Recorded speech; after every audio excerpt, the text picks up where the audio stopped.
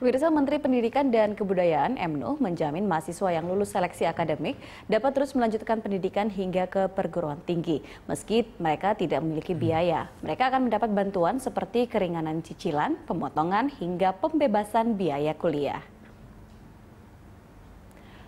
Selasa 17 Juni, Menteri Pendidikan dan Kebudayaan MNU meninjau pelaksanaan seleksi masuk perguruan tinggi negeri di Universitas Negeri Jakarta, Jakarta Timur. MNU mengatakan telah memerintahkan setiap kampus untuk membentuk tim yang akan memberikan bantuan keringanan biaya untuk mahasiswa tidak mampu. Tahun ini pemerintah telah menambah 61.000 kursi bidik misi menjadi 11.000.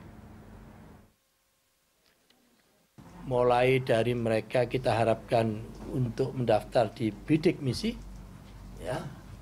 Yang kedua, skema pembiayaannya itu bisa juga diangsur, ya, sampai dengan keringanan, sampai dengan pembebasan. Intinya tidak boleh ada anak yang melalui seleksi secara akademik sudah diterima, lolos, tetapi tidak bisa melanjutkan gara-gara persoalan pembiayaan. Ya, untuk membahas lebih lanjut mengenai program bidik misi, sudah bersama kami di studio Kepala Subdirektorat Pendidikan Tinggi Kementerian Pendidikan dan Kebudayaan, Bapak Edi Siswanto. Selamat siang, Pak Edi. Selamat siang. Pak, ini untuk di awal, sebenarnya apa sih program bidik misi ini?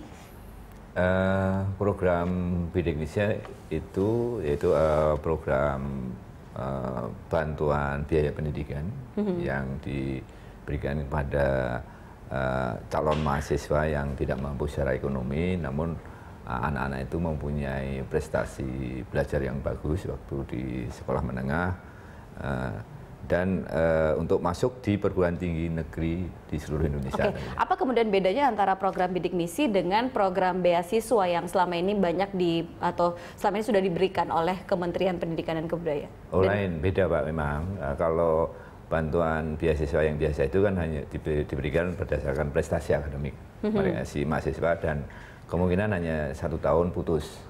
Nah, cuma kalau bidik misi ini diberikan dari anak atau calon mahasiswa itu masuk sampai selesai. Oke. Ya, untuk program diploma itu diberikan selama 6 semester, 3 tahun, sedangkan untuk S1 itu selama 8 semester.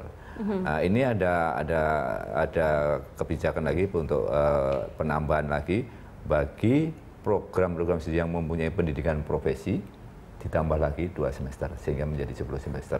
Oke. Seperti kedokteran. Berarti dari setiap tahun sepanjang masa pendidikan itu di cover? Iya, sampai selesai, sampai anak itu selesai studi. Jadi kalau untuk pendidikan dokter gigi dan nurse itu baru 3 ini pendidikan profesi yang kita cover, ini diberikan selama 10 semester. Itu. Kemudian kalau tadi kan ada kalau yang satu tahun saja, sementara ini bisa panjang seperti itu selama dia bantuan yang diberikan itu sepanjang menempuh waktu pendidikan.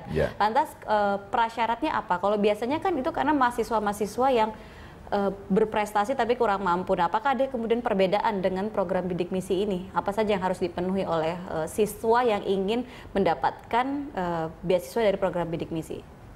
Persyaratannya tentunya siswa itu lulusan dari sekolah menengah apa saja, SMA, SMK maupun MA, MAK gitu. Nah, tahun ini maupun tahun 2013 yang masih memenuhi persyaratan. Terus mereka direkomendasikan oleh sekolahan memberikan nomor pendaftaran dan kode akses. Pendaftaran dan kode akses itu nanti si anak ini, siswa ini lalu mendaftar bidik misi melalui online. Anak ini akan memperoleh KAP dan PIN. Bahwa KAP dan PIN ini menandai bahwa yang bersangkutan atau siswa ini adalah pendaftar bidik misi. Yang kedua, membebaskan si anak ini biaya pendaftaran untuk mengikuti seleksi masuk perguruan tinggi yang sudah terintegrasi dengan bidik misi. Itu. Kalau berarti dengan kata ini juga ada partisipasi dari sekolah ya? Oh iya, tentunya iya. Mereka yang harus apakah ada seleksi khusus ataupun nilai-nilai yang harus dipenuhi dari sepanjang mereka tingkat SMU baru kemudian mereka boleh mengikuti program bidik misi atau bagaimana Pak? Atau berlaku untuk siapa saja mahasiswa?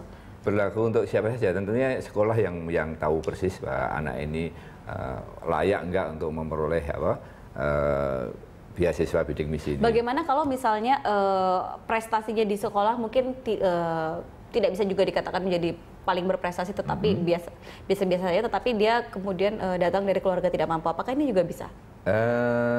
Kalau sekolah tidak bisa merekomendasikan, tentunya kalau anak ini nanti bisa diterima di perguruan tinggi, dia bisa langsung mendaftar ke perguruan tinggi.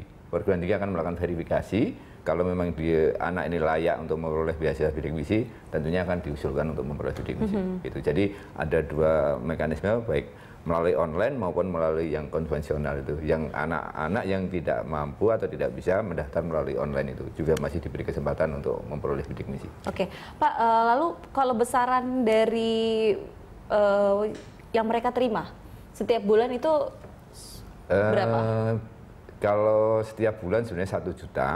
Itu dengan porsi 600 itu biaya bantuan hidup untuk mahasiswa diberikan langsung ke mahasiswa melalui rekening transfer bank.